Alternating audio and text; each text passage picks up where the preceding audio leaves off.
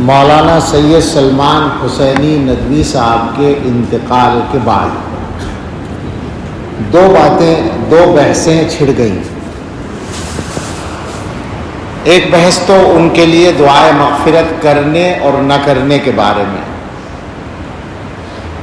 اصلاً تو لوگوں نے یہی چھیڑی جبکہ یہ چھوٹی بات تھی اور کوئی بڑا مسئلہ نہیں تھا، لیکن جن لوگوں نے یہ بات چھیڑی وہ اللہ جانے کہ حق کے نادان دوست تھے یا دانا دشمن تھے، کہ اس کی وجہ سے ایک دوسری بحث چھڑ گئی، اور خاص طور سے ان کا ساتھ دینے والے لوگوں کو موقع مل گیا ان کا دفاع کرنے کا، اور اس کی وجہ سے ایسی صورت بن گئی جیسے حضرات صحابہ رضی اللہ تعالیٰ عنہم کے بارے میں غلط باتیں کرنا، گستاخیاں کرنا یہ کوئی خاص مسئلہ نہیں ہے، ایک اختلاف رائے ہے، بس ایک آدمی کا عمل تھا۔ بہت سے لوگوں نے شاید اسی کے رد عمل میں تعریفیں شروع کر دی ان کی، کاش یہ بحث نہ چھڑتی، انتقال ہوا، نماز جنازہ ہوتی جیسے سب کی ہوتی ہے اور بات ختم ہو جاتی، لیکن لوگوں نے بحث چھیڑ دی۔ تو اس میں جو زیادہ بڑی بات ہے، زیادہ بڑا مسئلہ ہے، وہ وہی ہے نظریے کا۔ حضرات صحابہ رضی اللہ تعالیٰ عنہم کا مسئلہ معمولی نہیں ہے، اور اس کا تعلق ہدایت اور گمراہی سے ہے، لہذا جو حضرات اس معاملے میں مداہنت سے کام لے رہے ہیں، ان کی حیات میں بھی لیا لوگوں نے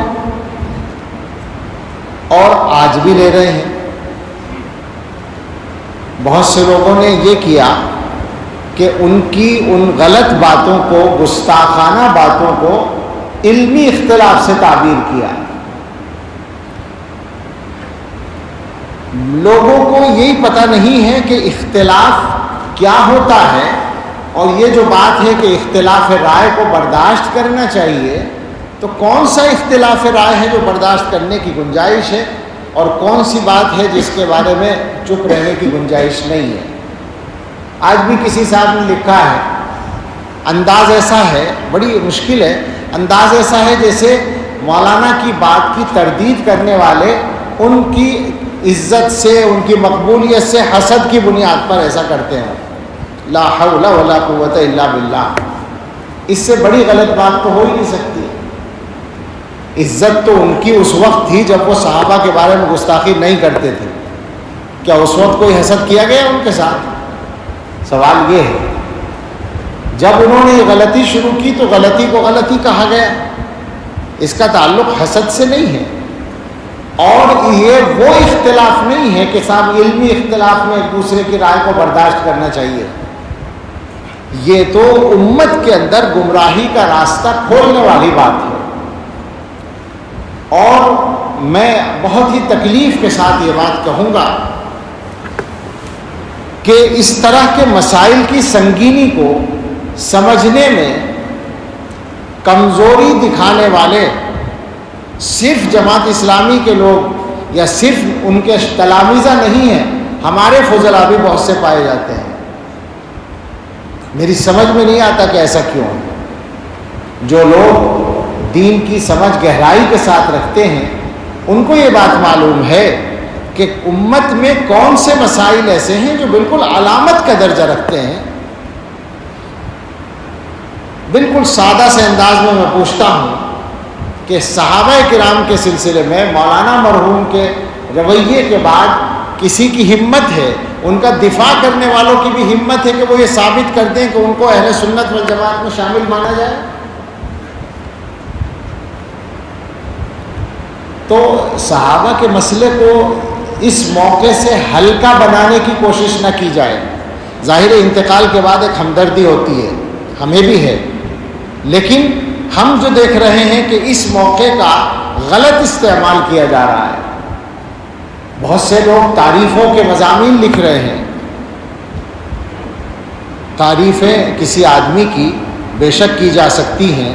ذاتی طور پر اس واقعے سے پہلے، صحابہ کی گستاخی سے پہلے، ان کے کمالات کو مانا جاتا تھا. اللہ تعالیٰ نے ان کو بہت صلاحیتیں دی تھیں، جیسے بہت سے لوگوں کو دیتے ہیں ان کو بھی دی تھی. کچھ ممتاز صلاحیتیں تھیں. عربی زبان پر جو ان کی قدرت تھی وہ نہایت، خاص طور سے بولنے پر وہ نہایت شاندار تھی. اس کی مثال ملنا مشکل ہے ہمارے ملک میں، بے شک تھی. لیکن اس کا یہ مطلب نہیں ہوتا کہ کسی کے کمالات کی بنیاد پر اس کی ہر غلط بات کو بھی غلط نہ کہا جائے، صحیح مان لیا جائے. یہ نہیں ہو سکتا. تو تعریفیں اپنی جگہ تھیں، لیکن اس واقعے کے بعد تو بات کرتے ہوئے تکلف ہونا چاہیے تھا لوگوں کو.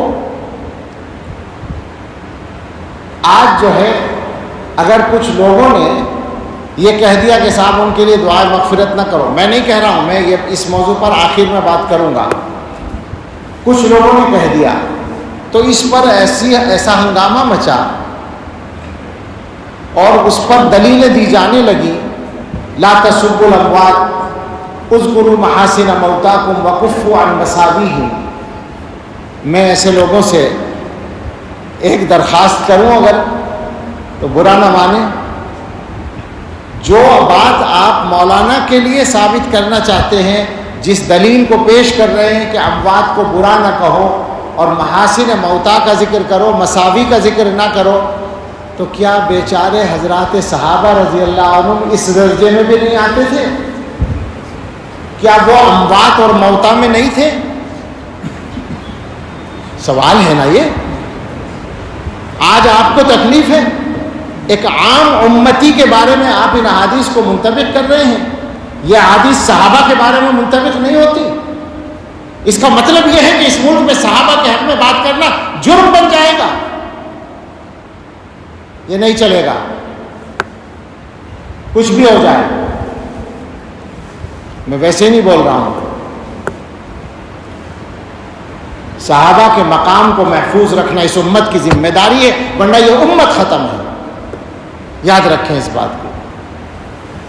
بڑے بڑے محدثین کہہ چکے ہیں کہ جو لوگ دین کی بنیاد کو اٹھانا چاہتے ہیں وہ اس دین کو براہ راست نشانہ بنانے کی ہمت نہیں رکھتے، تو صحابہ کو نشانہ بناتے ہیں، کیونکہ وہ انسان ہیں. انسانوں کو نشانہ بنانا آسان ہوتا ہے. اصل مقصد دین کی مخالفت ہے. اور جو لوگ صحابہ کو نشانہ بنانے میں ڈرتے ہیں وہ حضرت معاویہ کو نشانہ بناتے ہیں. معاویہ دروازہ ہے. عام آدمیوں کے لیے تو اذکروا محاسن موتاکم وکفوا عن مساویہم ہے، صحابہ کے لیے نہیں. حیرت ہوتی ہے کہ کیسے دوہرے معیار لوگوں نے چلا رکھے ہیں. یہ بھی سمجھ لو کہ یہ جو حدیث میں حکم ہے کہ برائی کا ذکر نہ کرو، اس سے مراد ذاتی برائیاں ہیں، نظریے کی بات نہیں ہے. تو ذاتی برائی کسی کی ذکر نہیں کرنی چاہیے. وہ غیبت زندگی میں بھی کی جائے تو غیبت ہوگی. اور ہم پورے اعتماد سے کہتے ہیں کہ ہم نے مولانا کے بارے میں، ذاتی زندگی کے بارے میں، ذات کے بارے میں ایک لفظ کبھی خلاف احترام بھی نہیں کہا. پورا دعویٰ ہے ہمارا. اور بھی بعض لوگوں سے اختلاف ہے، شدید اختلاف ہے.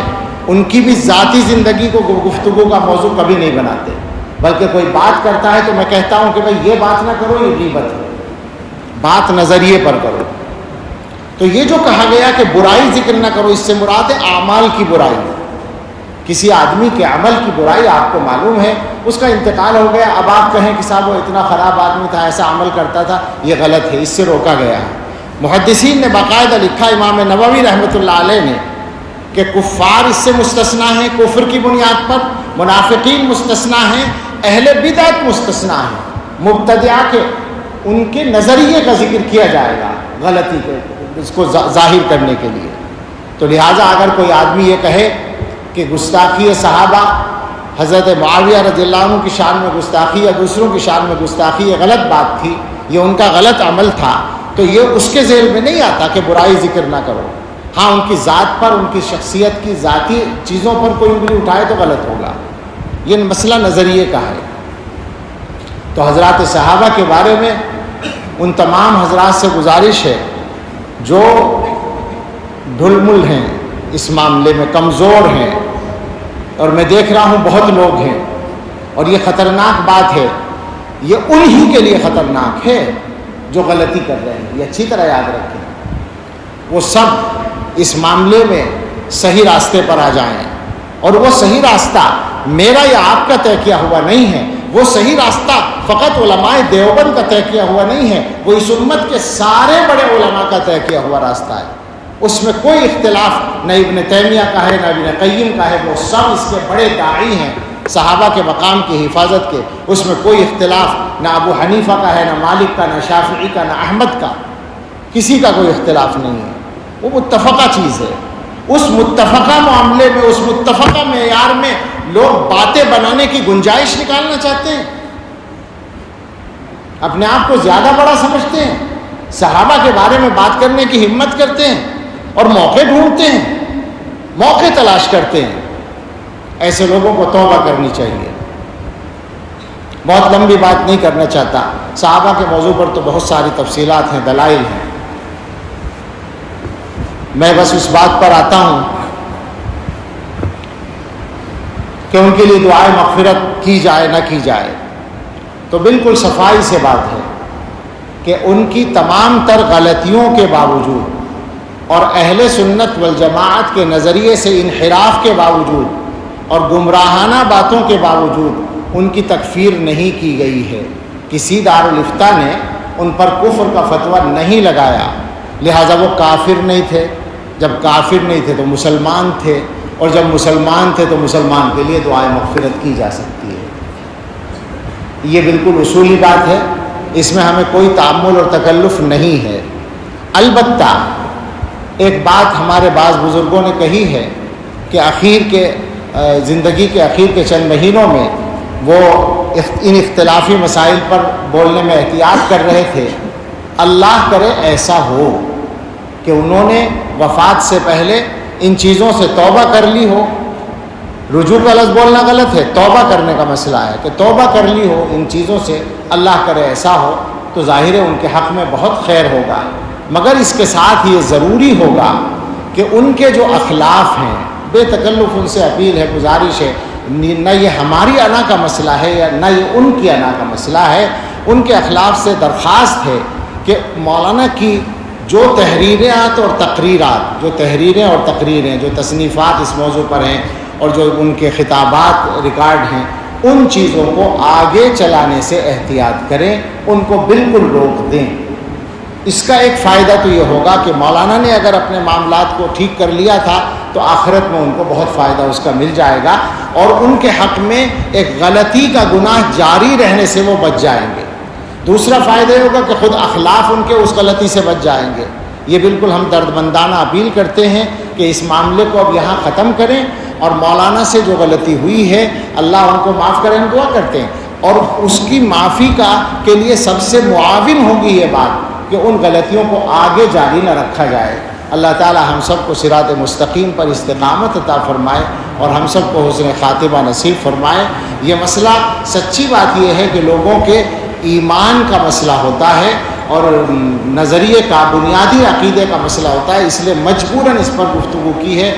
کسی کے انتقال پر اس طرح کی بات نہیں کی جاتی، لیکن چونکہ لوگوں نے بحث چھیڑی، اور میں نے شروع میں کہا کہ جن لوگوں نے یہ بحث چھیڑی پتہ نہیں وہ نادان دوست تھے یا دانا دشمن تھے، ایسی بحثیں ایسے موقعوں پر چھیڑنی نہیں چاہیے، جس کی وجہ سے لوگوں کو غلط باتوں کے پھیلانے کا بھی موقع مل جاتا ہے۔ اللہ تعالی ہم سب کو صحیح توفیق عطا فرمائے، آمین۔ وآخر دعوانا